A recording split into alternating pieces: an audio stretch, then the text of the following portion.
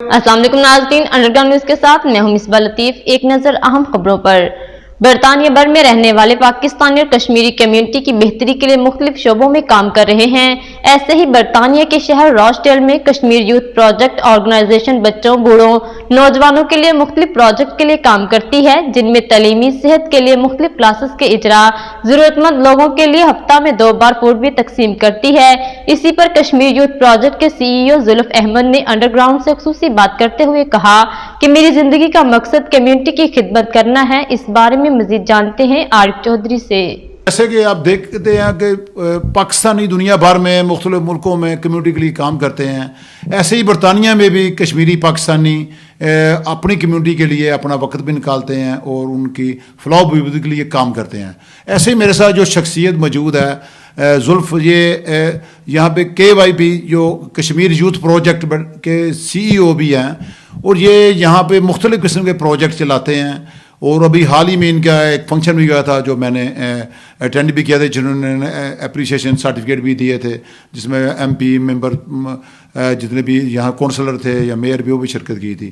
اور آج میں نے یہاں کا وزٹ بھی کیا ہے، اور یہ ان کے کئی پروجیکٹ جس میں فوڈ بھی شامل تھا، لوگوں کو فوڈ تقسیم کرتے ہیں، ایسے لیڈیز کا دیو سیشن ہوتا ہے، مینس کا ہوتا ہے، یا اور بھی ہے۔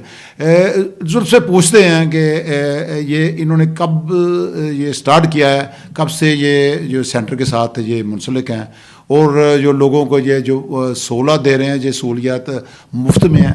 جی so Kashmir youth project started in 1979. It was established in 1979 to help people from predominantly the Kashmiri community who needed to reskill as a result of the decline of the textile industry. From there, the project has grown. Now we cater for all communities. We work with all communities. Currently, we're providing elderly daycare service for elderly people, community services. We've got a community hall. We've got managed workspace to help new business startups. We've also got a pantry, job club. We provide English language programs, maths, English. We do ICT. We also have a job club to help people who are looking for employment. In addition to that, we've got an on-site nursery, and we provide a pantry service as well for people that are struggling with the rising cost of food that's available. جی، جیسا کہ زلف کہہ رہے تھے کہ ہم لوگوں کو بلا تفریق ہر کمیونٹی کو ہم فیسلٹی دیتے ہیں، اس میں کسی بھی اس میں مذہب کا بندہ ہو یا کسی بھی کمیونٹی سے، کسی بھی ملک سے تعلق رکھتا ہو، ان کو یہ ہم فیسلٹی پرووائڈ کرتے ہیں۔ اور ویک میں ہم ایک دفعہ اور جو اکٹھے کرتے ہیں اولڈ پیپل کو، مینس کو ایک دن، عورتوں کو جو گیدرنگ کرتے ہیں ہم سینٹر میں، اور ایسے ہی ہم ادھر 2 دن جو جمعے کو اور بدھ کو ہم جو فوڈ جو ہے وہ لوگوں کو دیتے ہیں۔ تو اس کے علاوہ بھی کئی پروجیکٹ ہم ڈفرینٹ ٹونوں میں بھی کرتے ہیں۔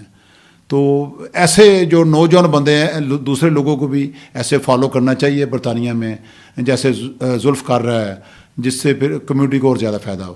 جی شکریہ ناظرین، آپ کو لمحہ بلمحہ باخبر رکھنے کے لیے کوشاں ہیں۔ مزید باخبر رہنے کے لیے دیکھتے رہیے انڈر گراؤنڈ نیوز۔